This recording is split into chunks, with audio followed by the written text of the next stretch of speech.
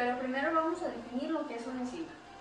Bueno, una enzima son las proteínas formadas por todas las moléculas de diversos organismos y su principal característica va a ser que aceleran la velocidad de la reacción del metabolismo en el que participan, reduciendo la cantidad de energía que se requiere para este proceso, y a este se le conoce como energía de activación.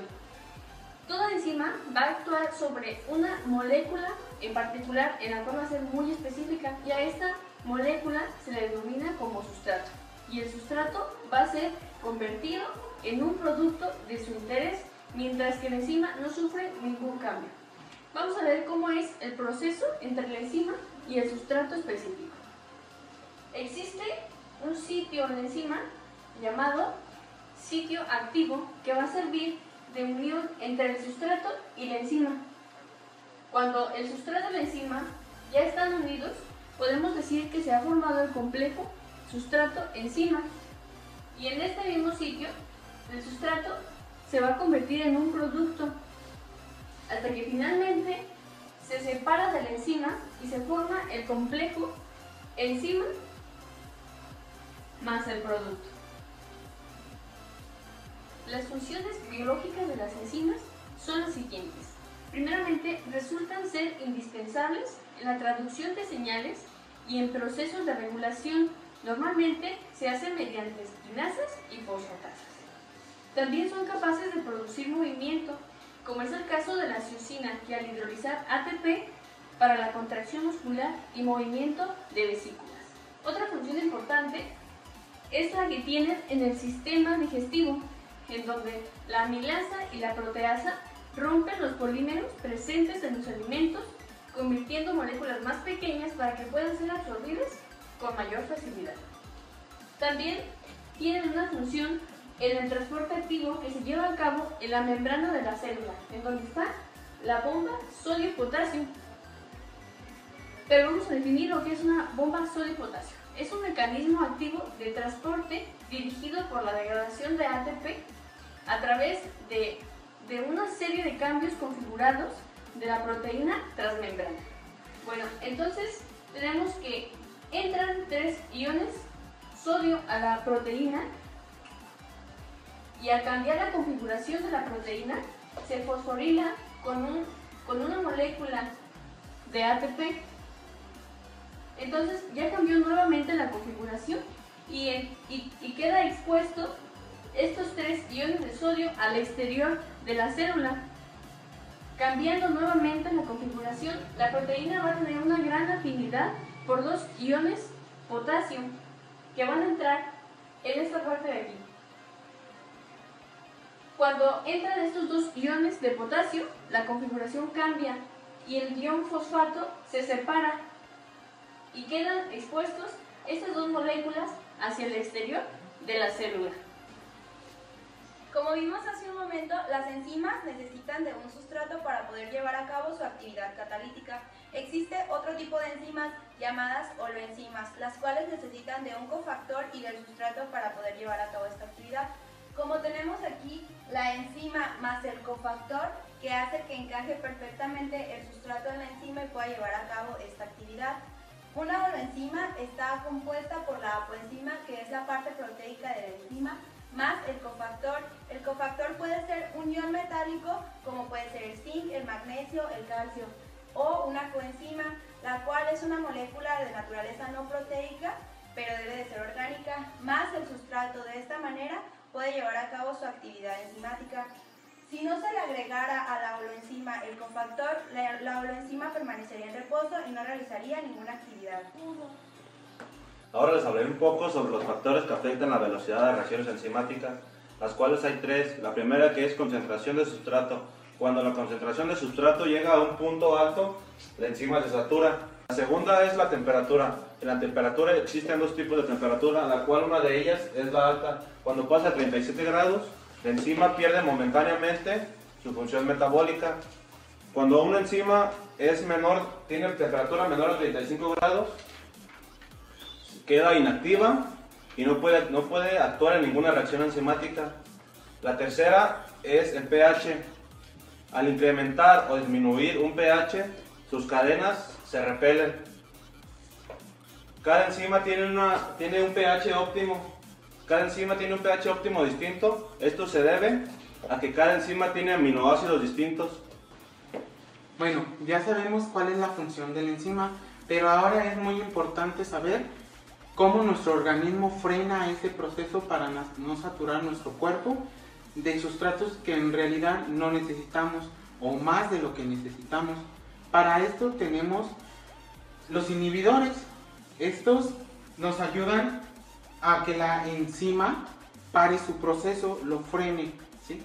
Entonces, como funciona es, el inhibidor se pega a la enzima en el lugar donde el sustrato también se pega. Esto es para hacer una barrera o un escudo para que nuestro sustrato no pueda ingresar a la enzima y se sintetice o catalice. Bueno, existen dos tipos de inhibición. Uno de ellos es la irreversible. Esto quiere decir que nuestro inhibidor se pega a la enzima y forma enlaces covalentes. Estos enlaces, como sabemos, son muy fuertes y se necesita de mucha energía para poder romper. Por lo tanto, pues estas enzimas quedan sin función a un futuro, o cuando nuestro cuerpo las quiera volver a necesitar, pues no pueden volver a funcionar, ya que pues sus enlaces no lo permiten. Y tenemos otros que se llaman reversibles. Estos se pegan a la enzima, pero para quitar su función o inhibirlas un poquito en tiempos determinados, cuando nuestro organismo lo requiera o requiera de su nueva productividad, entonces nuestro inhibidor se va a quitar para dejarle el lugar a nuestro sustrato. Hace algunos momentos vimos los procesos, tipos y funciones de los inhibidores. ¿Se han imaginado qué pasaría si este proceso no se detiene? Bueno, un ejemplo sería cuando nos cortamos. ¿Han visto que al cortarnos sale sangre, pero poco tiempo después una enzima llamada proteasa, la cual coagula la sangre en la cortada, impidiendo que salga más la sangre? Una vez tapada la herida, la coagulación termina.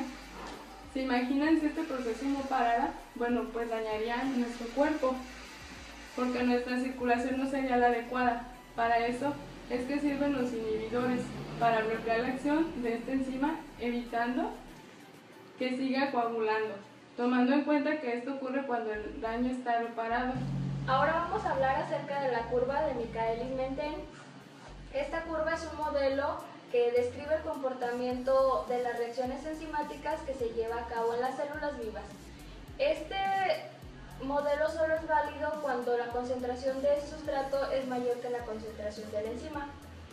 Aquí cada enzima actúa sobre una sustancia específica, en este caso es el sustrato, y después lo convierte en un producto específico. Para que esto pueda ocurrir se llevan a cabo dos reacciones.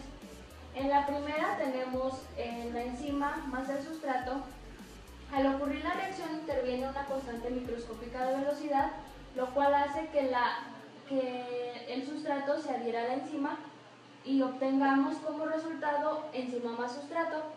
Entonces vuelve a ocurrir una segunda reacción donde vuelve a intervenir una constante microscópica de velocidad que va a hacer que la enzima altere al sustrato para poder obtener una enzima libre más el producto. Durante una reacción enzimática, mientras haya enzima libre, esta se va a unir al sustrato hasta que todas las enzimas queden saturadas. Usualmente la concentración del sustrato es mayor que la concentración enzima-sustrato, por lo cual el sustrato no resulta un factor limitante.